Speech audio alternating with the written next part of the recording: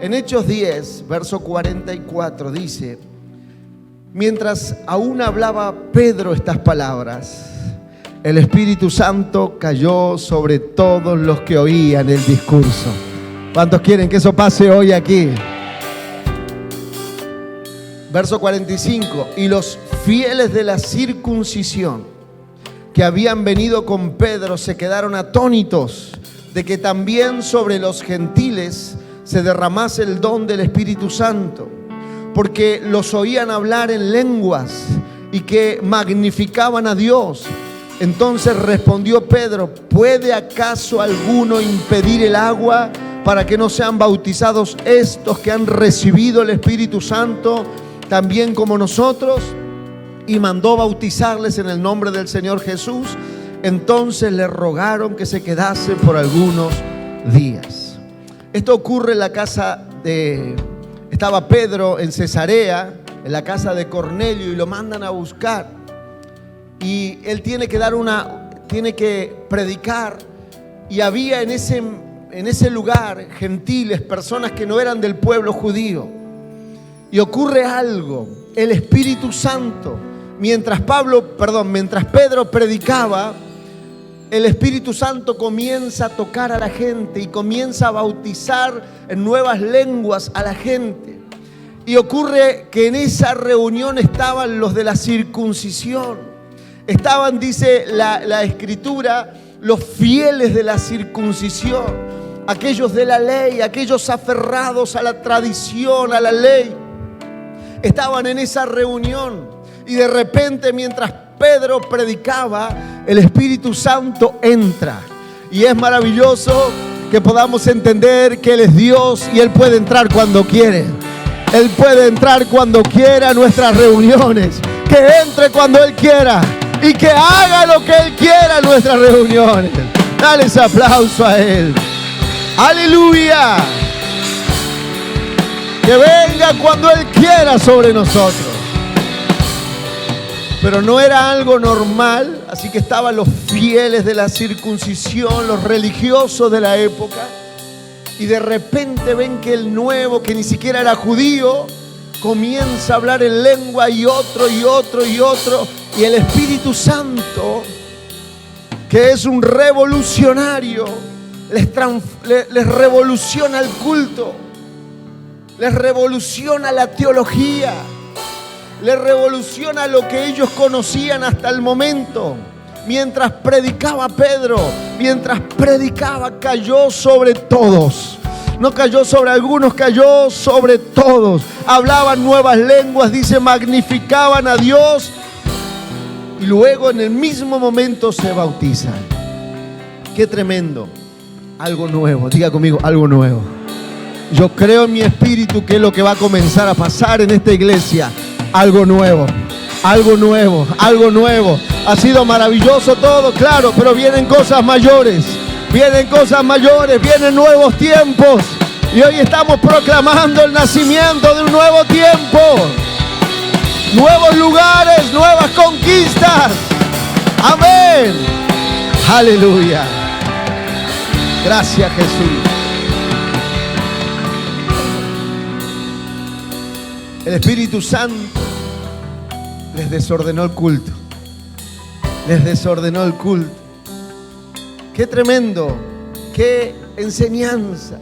El Espíritu Santo les desordenó el plan. El Espíritu Santo tomó el servicio y entró cuando Él quiso. ¿Sabe? El Espíritu Santo es un especialista en revolucionar a su pueblo. No es que había terminado la prédica y Pedro dijo, bueno, ahora vamos a orar. Él estaba predicando y el Espíritu Santo bautizó con su fuego a la iglesia. La iglesia primitiva, hablábamos esto ayer con los pastores, la iglesia primitiva nació en ese mover, nació en el fuego. La iglesia primitiva allí en Hechos 2, donde los teólogos discuten dónde nació la iglesia, si en la resurrección, si en la ascensión al cielo de Jesús, o si en el día del bautismo, en Hechos 2, que la mayoría de los pentecostales creemos. nació en un día común donde todos estaban buscando a Dios, y en medio de un de repente, en medio de un ruido fuerte. A Dios le gusta el ruido fuerte. A Dios le gusta el ruido fuerte. El ruido es señal del cielo. El ruido es señal de que Dios está obrando. Yo quiero que sepa, a Dios le gusta el ruido fuerte. Cuando el arca de la presencia de Dios llegaba al campamento en tiempos de guerra, era tal el estruendo del pueblo que el piso temblaba, la tierra se movía, porque la presencia de Dios había llegado en medio de su pueblo. Y la iglesia de Hechos 2 nace en medio de un estruendo. Yo quiero que entienda esto, porque Dios va a hacer ruido en este último tiempo. Dios va a hacer ruido. Dios quiere desordenar cultos. Dios quiere hacer cosas grandes en medio de su pueblo. Y necesita un pueblo que lo esté esperando. Nosotros, los hombres, queremos ordenar lo de Dios. ¿Y sabe qué ha pasado en la historia de la iglesia? Que le metimos tanto orden que dejamos afuera el fuego. Que dejamos afuera el fuego. Por querer ordenar, claro, y yo quiero que entienda, hay cosas que están bien. Ordenar la iglesia, discipularla, los horarios, está perfecto. A mí me encantan los horarios, empezar los servicios en horario, si es posible unos minutos antes. A mí me gusta el orden, pero tenemos que entender que servimos a un Dios que le gusta entrar cuando Él quiere. Y le gusta hacer de nuestras iglesias lo que Él quiere. Yo quiero que esta noche puedas abrir tu corazón a que ese fuego pueda desordenar nuestro servicio. A que ese fuego pueda venir y alargar nuestro servicio hasta la hora que Él quiera. Él pueda venir sobre nosotros y hacer algo extraordinario. Yo recuerdo en un congreso que tuvimos ahí en Olavarría, había terminado. Habían quedado unos 50, 80 hermanos que habían servido y yo no había orado por ellos. Y yo estaba agotadísimo. No quería orar por uno más. Me quedaban como 80 servidores para orar. Pero veo a uno de los servidores que estaba quebrantado. Estaba sentado y quebrantado y lloraba. Y yo, en vez de ir a orar por el resto, Dios me guía y empiezo a orar por él. Y empiezo a orar por él y cae algo tremendo. Y comenzó Dios a tocar 1, 2, 3, 4, 5.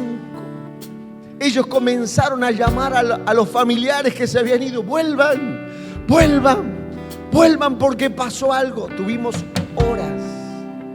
horas donde no nos podíamos ir de ahí. Ya había terminado la iglesia, la visita se había ido, la iglesia se había ido. Unos hambrientos que habían quedado, lo hicieron a él volver, lo hicieron a él quedarse. Y le digo, lo que pasó en ese servicio fue mucho mayor de lo que había pasado en un servicio poderoso. Él viene cuando quiere. Él necesita a alguien que lo traiga, alguien que lo llame, alguien que lo desee, alguien que sea ese punto de contacto para que Él pueda venir y comenzar una obra. Él tiene el poder de venir sobre nuestros servicios y hacer cosas ilógicas cuando Él quiera. Le voy a dar un ejemplo. Saúl, la Biblia dice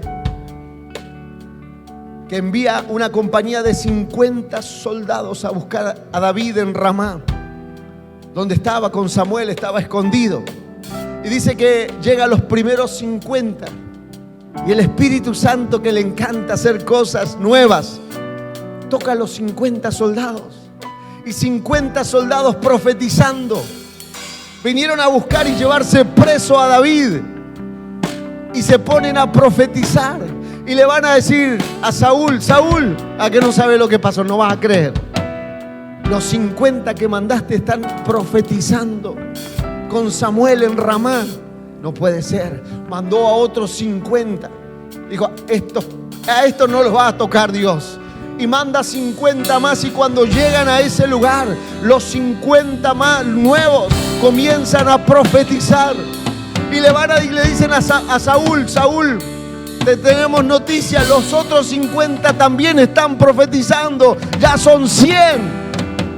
Y manda otros 50. Y termina yendo él mismo a ver lo que pasaba. Y cuando va llegando a Ramá, dice que la escritura, que el Espíritu Santo vino sobre él y estuvo todo un día entero profetizando. Tuvo una experiencia, estaba desnudo, se sacó sus ropas y andaba profetizando. Una locura. El Espíritu Santo quiere hacer cosas nuevas en medio de nosotros. Yo he visto dos cosas. Tengo 30 años de creyente. Mi abuelo vio nacer un avivamiento, fue misionero, fue parte de un mover de Dios y lo envían de misionero y comienza a abrir obras aquí en Argentina. Mi padre vivió algunos destellos en su nacimiento en la fe.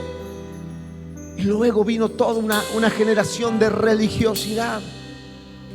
Luego nacemos nosotros en esa religiosidad. Y conocemos el fuego de Dios allí en Colombia que se nos fue impartido. Pero tenemos la historia, mis abuelos que nacieron en un avivamiento y se apagó. Y una generación entera y media, porque yo nací en ese mover de religiosidad, hasta que nos tocó el fuego. Pero yo he visto y sé que Dios me permitió vivir las dos cosas. He visto que no se puede tener un término medio. O fuego o religiosidad. O fuego o religiosidad. Esos son los dos estados en el que una persona pasa en su vida. Los hemos visto. Seguramente el pastor aquí se acordará de muchos de ustedes cuando nacieron en ese mover de Dios y ese fuego que ardía en sus vidas y estaban aquí adelante y quizás venían cuando no tenían que venir, pero querían estar. Pero después pasó algo, quizá la pandemia. El fuego se apagó. Y yo le decía al pastor ayer, he visto tanto de eso este tiempo. Gente que el fuego quedó en la historia de sus vidas. Ese fuego que los hacía hermosos, apasionados. Gente que estaba dispuesta a lo que sea. Le quedó solamente la religiosidad. O fuego o religiosidad. No hay puntos medios. Nosotros creemos a veces, bueno, no estoy tan encendido, pero no. O fuego o religiosidad. Esas son las condiciones que la iglesia pasa. Esas son las condiciones que el creyente pasa en su vida. Y yo oro que se levante en Rosario un movimiento como el de ustedes que afecte esta ciudad con fuego, con fuego, con fuego. Y oro esta noche que si alguno de nosotros se ha apagado, ese fuego vuelva, y los apasione y los llene. ¡Aleluya!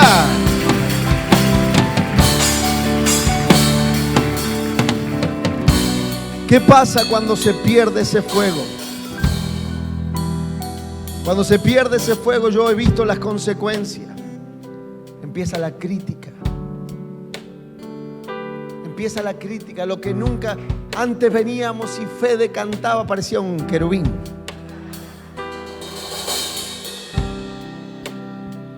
Después empieza, ya no es el mismo Fede, Las críticas. Las críticas empiezan a nacer en los hogares. Y pero el pastor Valentín ahora quiere alquilar un lugar grande. Justo en esta época se le ocurre. Cuando se apaga el fuego en un hogar empieza la crítica. Empiezan los jueces a levantarse. Y viste los García, espero que, bueno, García muy probable que haya aquí. Y viste los Pérez. Y viste los Ortega, y viste los Querini, y empiezan los jueces a opinar, a levantar los dedos acusadores. Cuando el fuego se apaga, empieza la murmuración. Empezamos a copiar lo que otros hacen para ver si nos funciona a nosotros. Tantas cosas horribles comienzan a pasar cuando el fuego de Dios se apaga.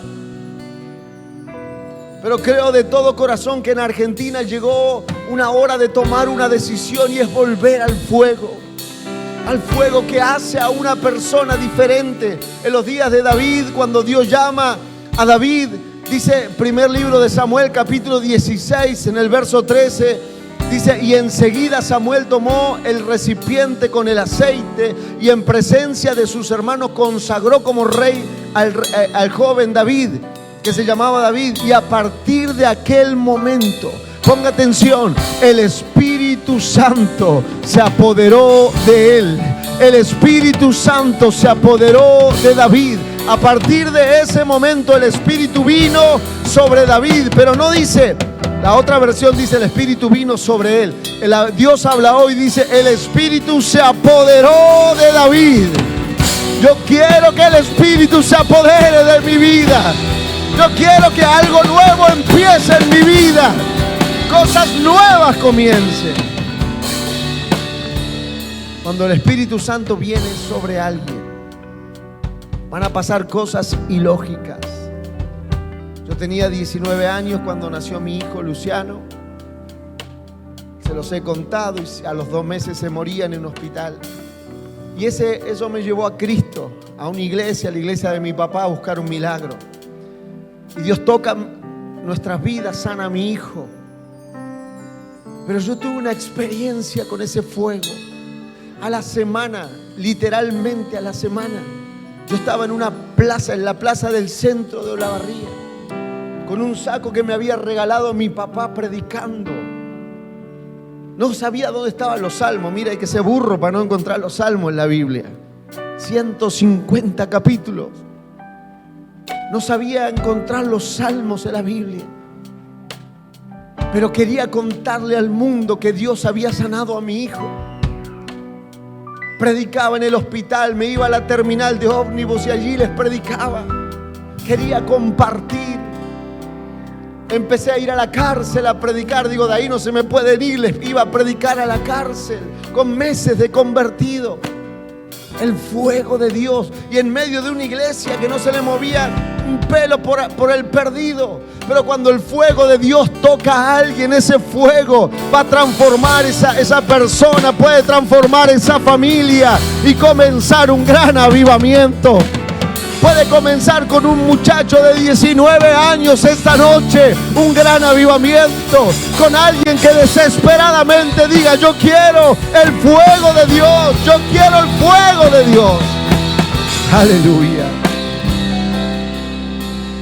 Cuando el fuego de Dios viene sobre una iglesia, el fuego de Dios levanta a los que quiere usar. Cuando no hay fuego, los levantamos nosotros. Me tocó ir a San Luis a predicar, una iglesia grande.